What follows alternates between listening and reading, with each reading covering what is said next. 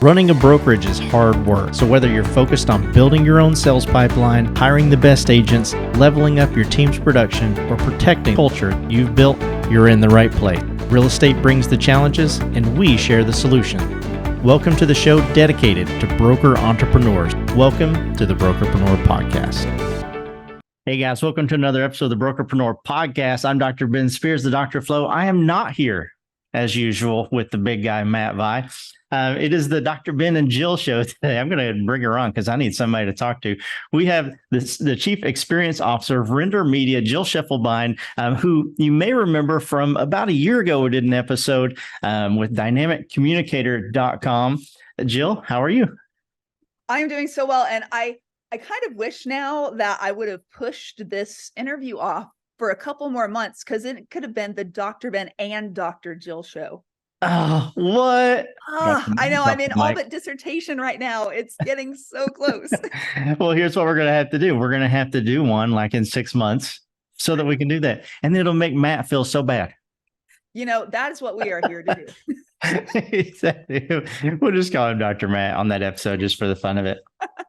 So before we get started, guys, you know the routine. Hit that follow button, hit that subscribe button wherever you are. And check the link in the description below for Brokerpreneur Not So Secret Society. It's a free mastermind that we do with all of our listeners and brokers from across the country, talking about recruiting, retention, agent productivity, anything growing a real estate agent brokerage. And it's a lot of fun. We hope to see you this Friday or a Friday in the future. So Jill, last time that we spoke, we were right on the cusp of, I think the episode was called like making a clone of yourself and that kind of thing. And, but we were also talking about dynamic communication, of course, because that's super important if you're the owner of a brokerage. Now you're just a little bit deeper and a little bit farther into this AI space. And I say a little bit, I mean a lot. A lot of it. Tell us a little bit about, how you got there and what it's all about. Oh my gosh. So I still am president, founder of the Dynamic Communicator, a boutique communication strategy company, right? Have been for almost a decade now, keynote speaking, training, consulting, blah, blah, blah. But, communication has been my jam for decades. It's what I went to school for. It's what I taught at a university for over a decade, and then decided later in life to go back and get a doctorate in business because I'm insane. Nice. Or brilliant, one or the other, to be determined. But what's so fascinating is if I look back through my 20-year history, and what's really interesting is I actually developed my first online course 20 years ago this month. Wow. So we're filming this in August of 2023. I'm sure it'll be released September 2023. But yeah, like 20 years ago, way ahead of a lot of people playing in that space. And it became very evident to me early on that if you were to draw this personal, professional Venn diagram for, Jill Schiefelbein, there's communication, there's education, and then there's technology. And right in the center is where I thrive, where my brain is best, where my passion truly is, because I truly believe when you can combine those three things, you can open up access, you can democratize information, you can have more widespread relationships, better business experiences than you can with other variables that you might throw in there.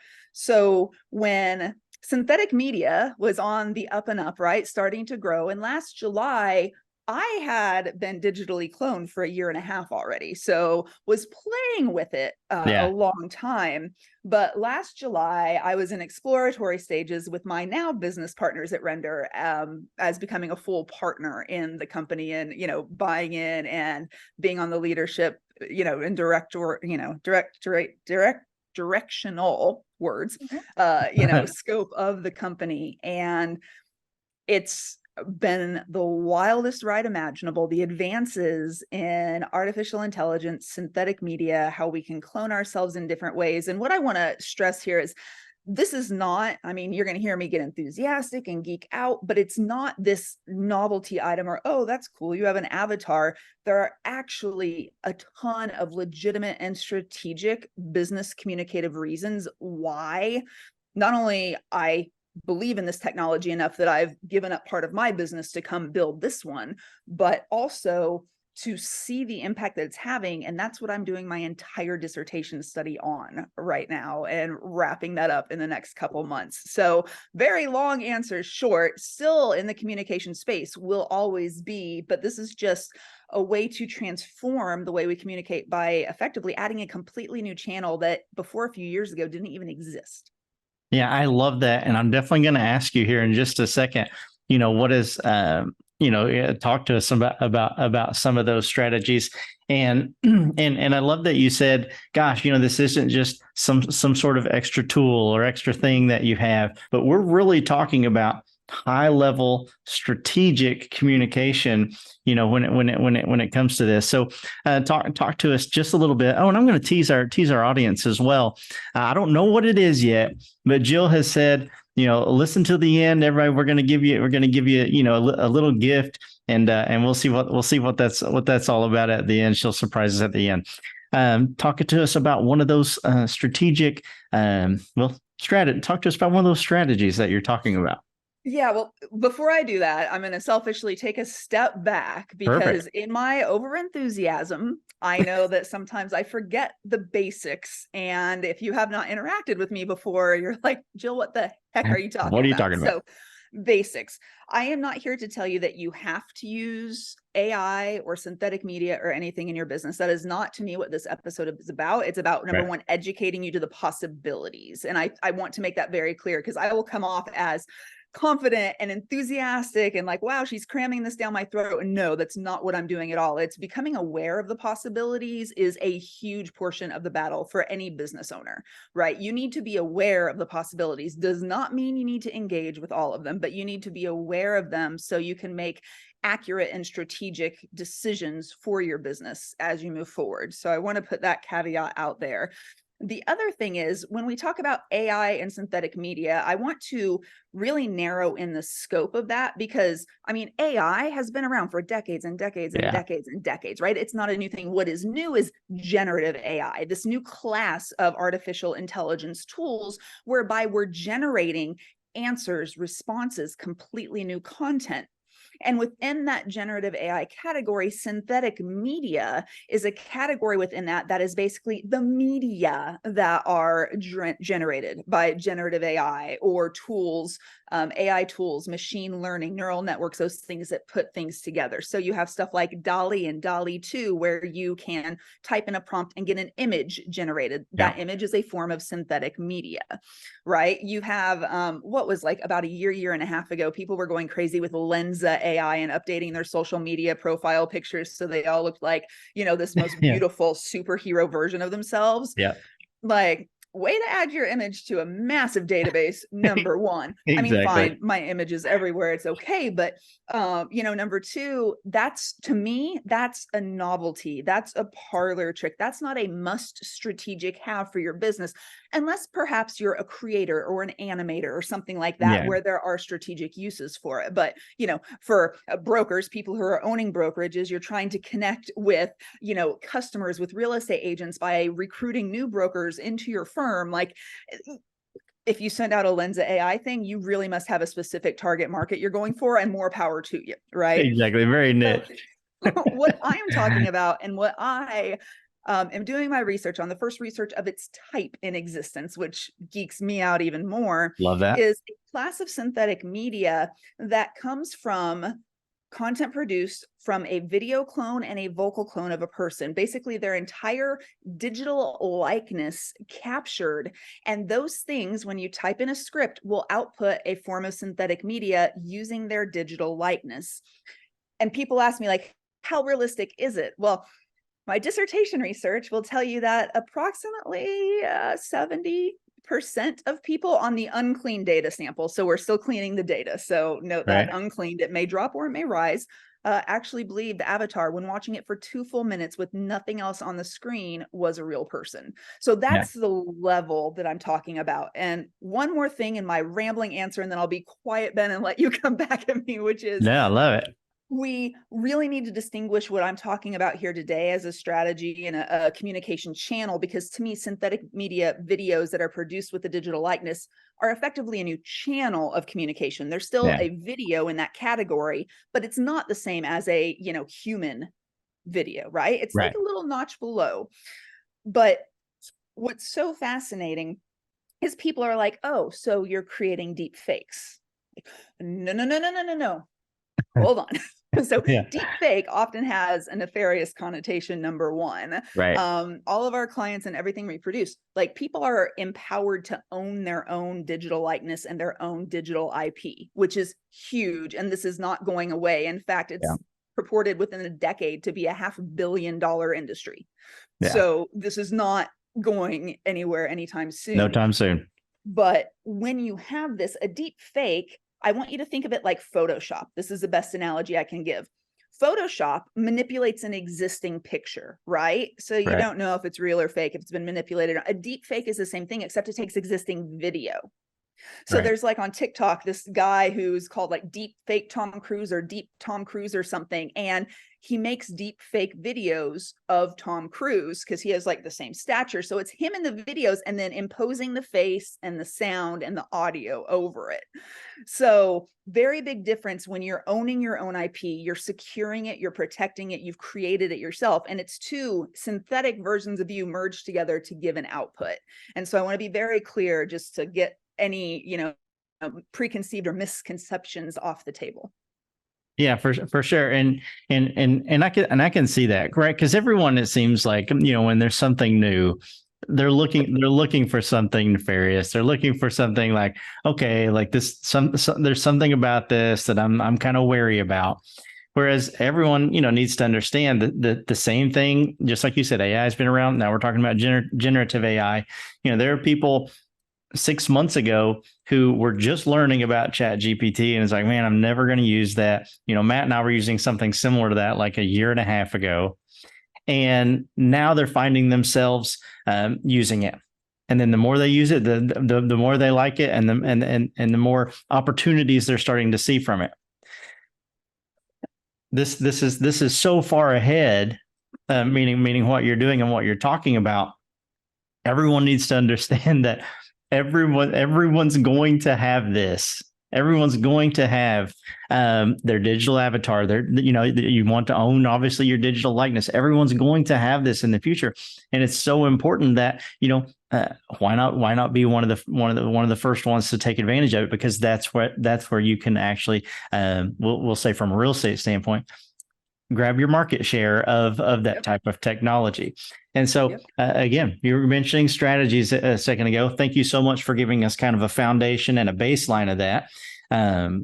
Talk to us about, a strategy that a broker could use who's trying to, connect with other people in the market.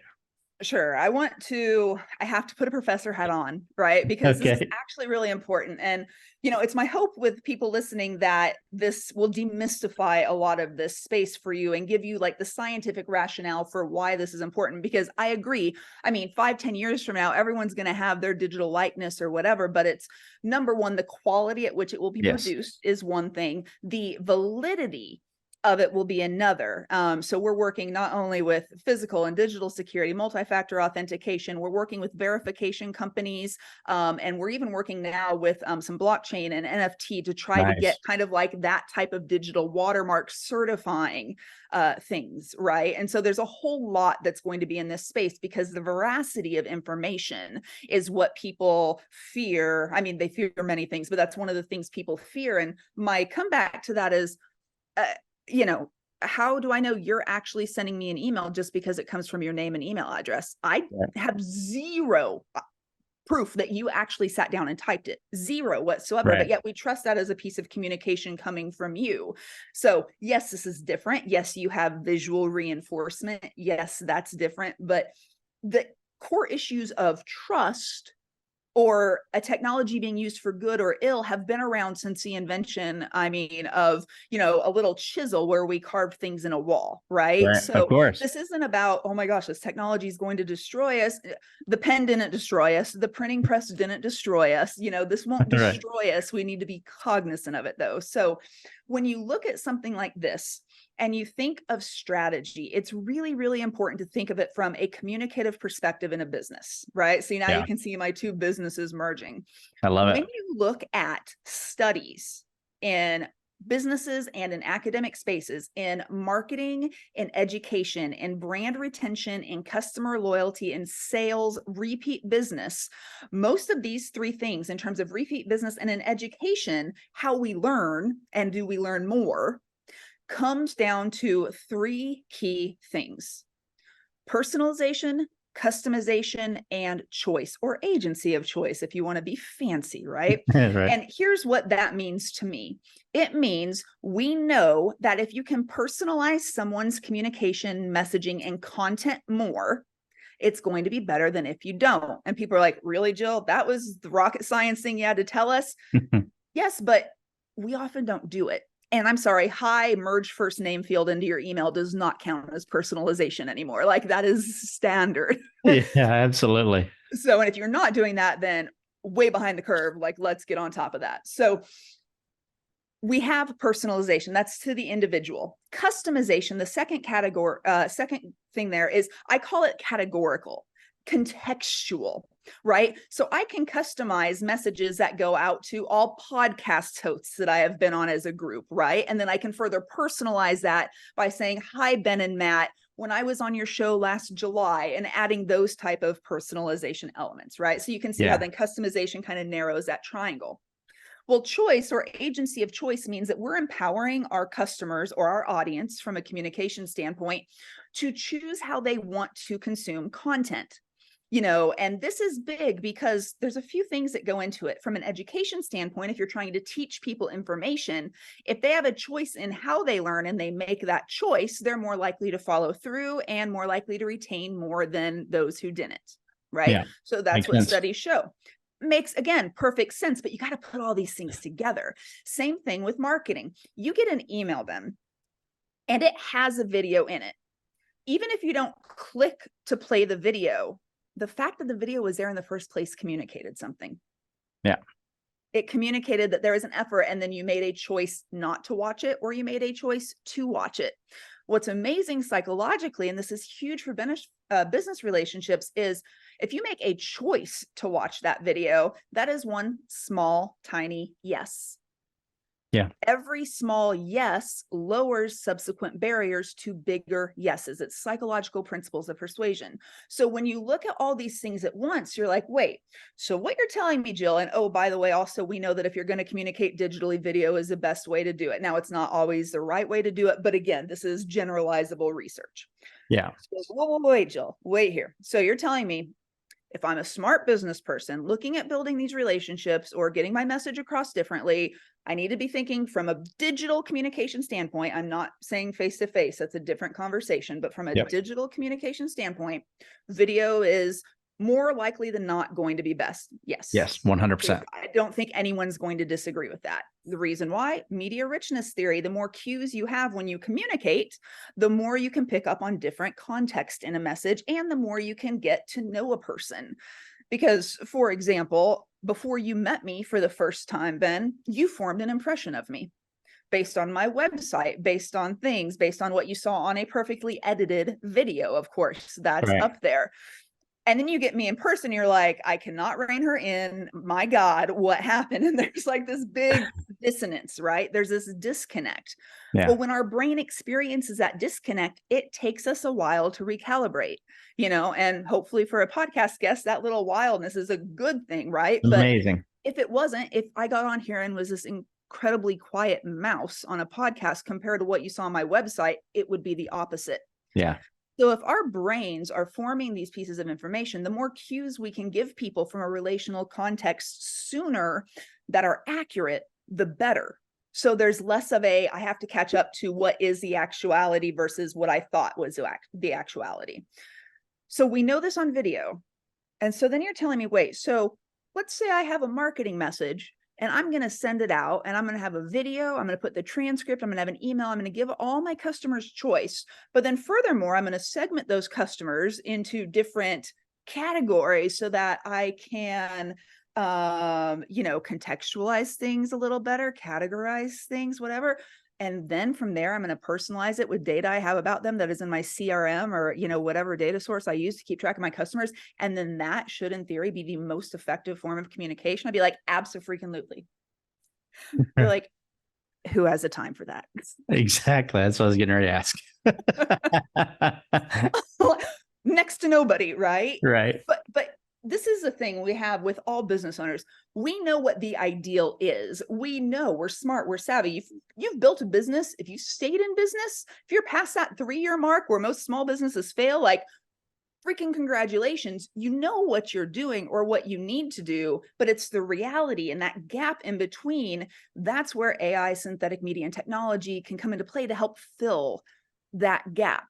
So imagine now you've been a savvy business owner, you've gotten your data in order, and you're going to send out this message. So you have, this brokerage and your brand.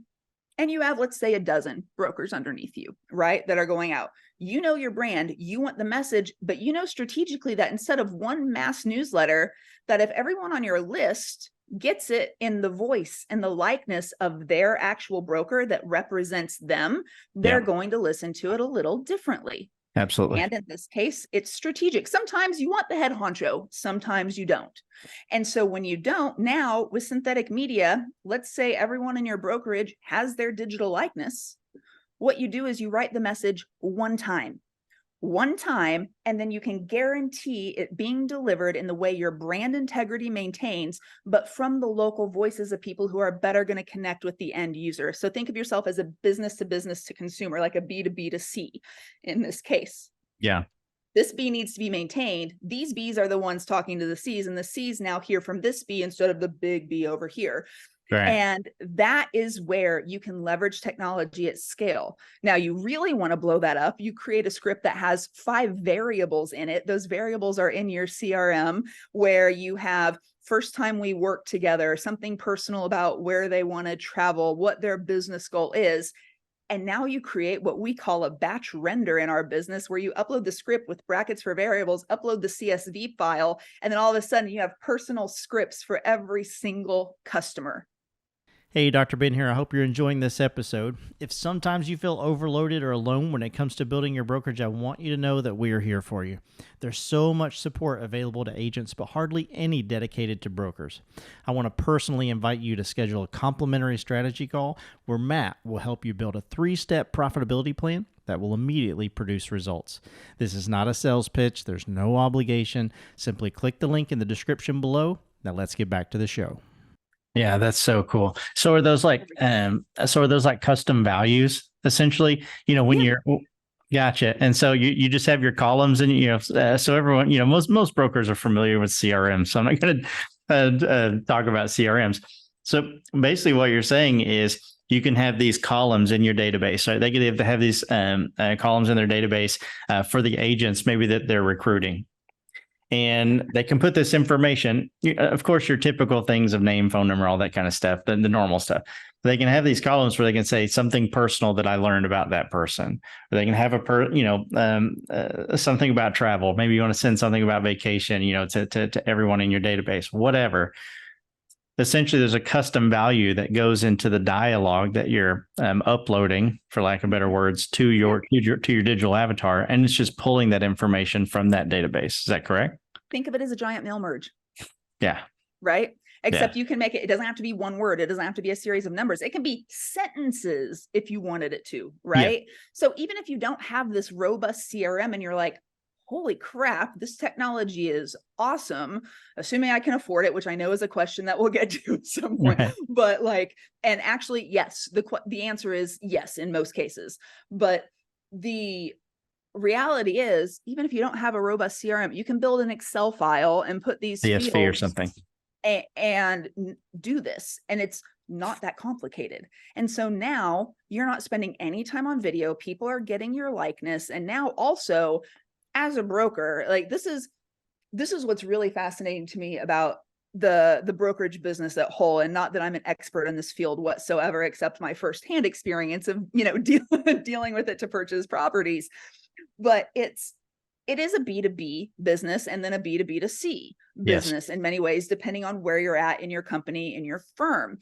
Well, now, a tool like this You know, you want to work with certain real estate agents. You know that your broker is going to be the one talking to their customer in the end. Now you can enable your likeness to be communicated through documents through them. So people feel like it's not just this transactional process, that there's a real human. So when they do meet you in person to sign all of these documents, there's no disconnect. They know exactly who you are. You've already helped them through understanding the paperwork. Yeah. That's power. That to me in 2000, I think it was like, I want to say 2011 maybe, or 2012, somewhere in there, I got a rock dinged on my windshield. I was living in Arizona at the time, and my insurance company for my car said, you can use SafeLight. And I said, great, SafeLight comes to your home. I'm a single woman living alone. Having a strange person come into your home and, you know, fix something, even though it's in the garage or in the driveway, is still, you know, you need to be conscious. You need to be smart about it. I will never forget the feeling I had as a customer when 2 hours before this appointment, I got an email confirming the appointment, the arrival time, with the name of the person and a picture in this email. This was a decade ago. They were way ahead of their time in understanding that. I'm like, this is a person, this is a name. SafeLight absolutely sent them. This person is insured. Like, could stuff still happen? Of course it could. It's the world. It's weird. But no, I am now like covered, and I can forward that email to anyone else. I can, you know, do a million things. If something would happen to me, SafeLight would know. I mean, all these things, you're just more protected. Yeah. And having that likeness of a person simply through a photo and an email with a name changed my entire experience to the point where I'm still talking about it a decade later. Exactly. Imagine doing this in a high touch, high risk situation. People buying homes for the first time, it's a nightmare. Yeah. Y'all live this world day to day. You're used to it. It's a freaking nightmare. Buying your second place is a freaking nightmare. None of it is fun. None of it's enjoyable. And by the time you get to holding up the cute sold sign when you've taken ownership, you're exhausted. Yeah. How can we make that better?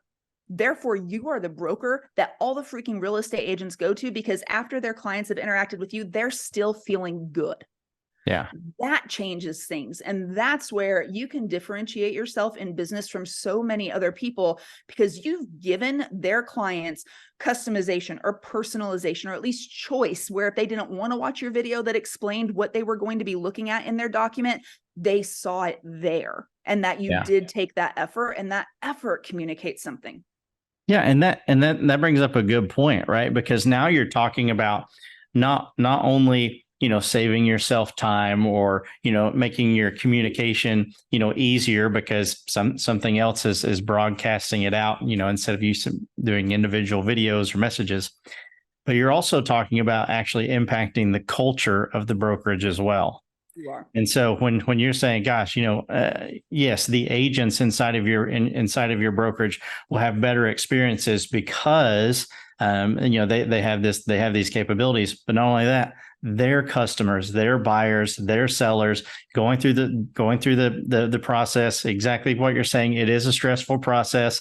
It can be fun doing showings of those first 2 to 3 homes, but by the time you get to your 10th home that you're looking at, it's like, are we ever going to find one? What's going to happen?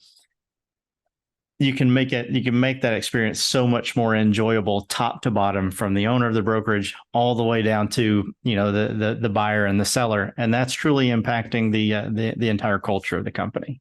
It is. And it's impacting not only the culture of your company, but it's impacting the type of referrals you can get, the type of partnerships you get with real estate agencies and agents. It impacts a whole lot of things, because it's like, oh, well, my broker did this for me when we were going through XYZ.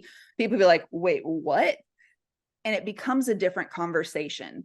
So when you can do something like this for, at most, like at the most expensive per video costs $10 a video, where you never have to be on camera, you never have to do anything but type something out. And let's say you're using this for real estate agents that you want to get business with, and you're sending it as an example. This is a $10 marketing expense per agent. You spend a heck of a lot more than that in so many other ways. And this is the initial thing to get people to have the conversation with you. So there's so many strategies you could use this in your brokerage, like as a leader who then wants messages disseminated in the correct words, but by the right people for the audience, for individual brokers who are trying to build up their books of businesses by attracting bigger real estate agencies or real estate agents by, you know, having that, or by even getting out to the end customer to make their experience better. Listen, do you have to personalize each and every video with your likeness? No, you don't have to. You can. But listen, Right. even having one video that communicates something is going to differentiate you from 99% of all the other brokers out there. So why wouldn't you make this investment in yourself as a differentiator and as a way to really impact your relational communication?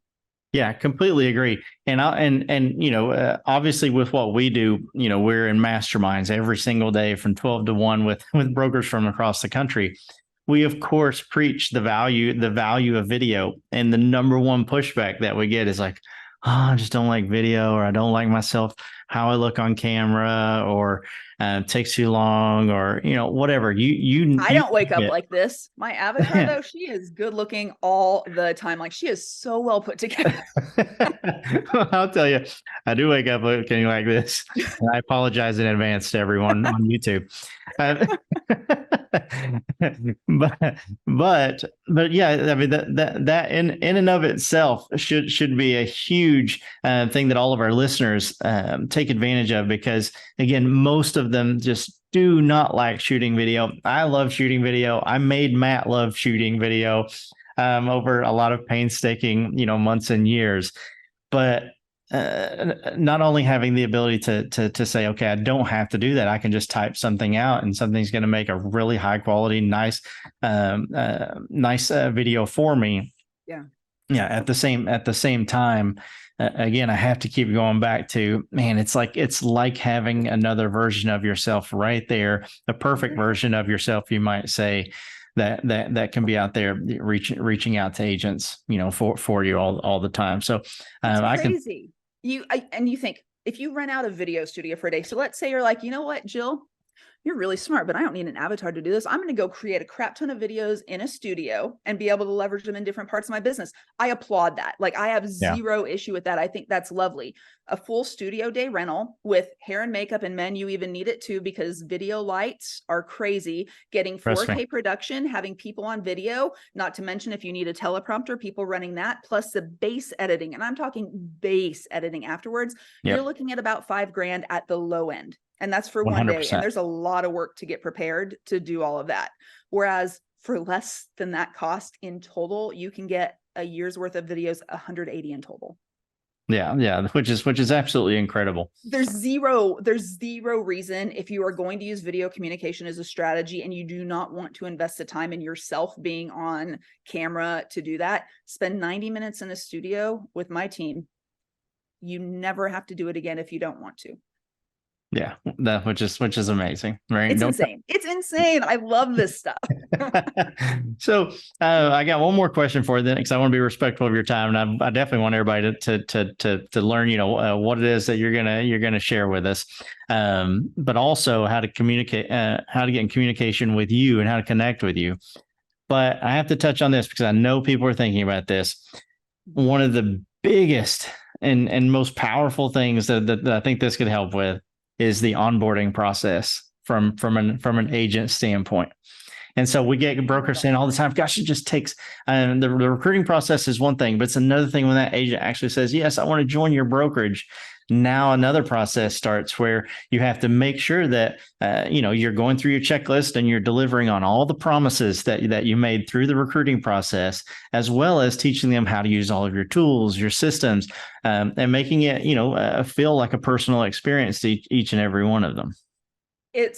Onboarding is a huge use case for so many of our clients. And I'm so glad you brought it up. I mean, I even get into the nerdy part of my dissertation, and time is going so fast, and I know we have to wrap this up. So let me be a fire hose real quick and address all of that, if I may. Sure thing. I love it.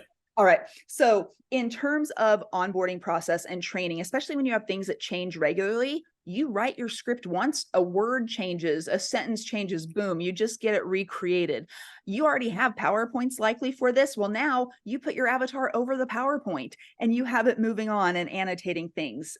Training is huge, and this use is amazing. And let's talk about multilingual, 28 languages. Yeah, that sound like you're actually speaking them fluently. Like, holy crud. And on top of all of this, and I will know within the next month and a half and you can append it to this episode whenever it airs later, or you can come to me and give it to me. I will know from 100-person sample in each group, real Jill, avatar Jill, and avatar Jill who discloses she's an avatar right away, delivering the same 2-minute informational message on a blank screen, nothing else behind her. I will understand the purity of this technology. As I said, preliminary data, about 70% of people don't believe, like, say it's a human. Right. Preliminary data, there wasn't a massive difference in learning retention between the groups. There wasn't a massive difference in engagement or in trust. And again, this is preliminary data. It has to be scrubbed and cleaned. Of course, so that can change.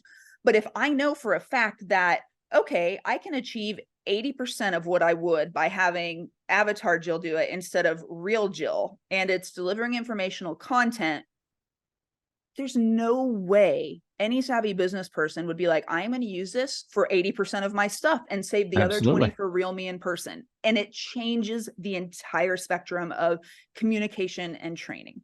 Yeah. I'm trying to think of how I can just use it to, talk to Matt.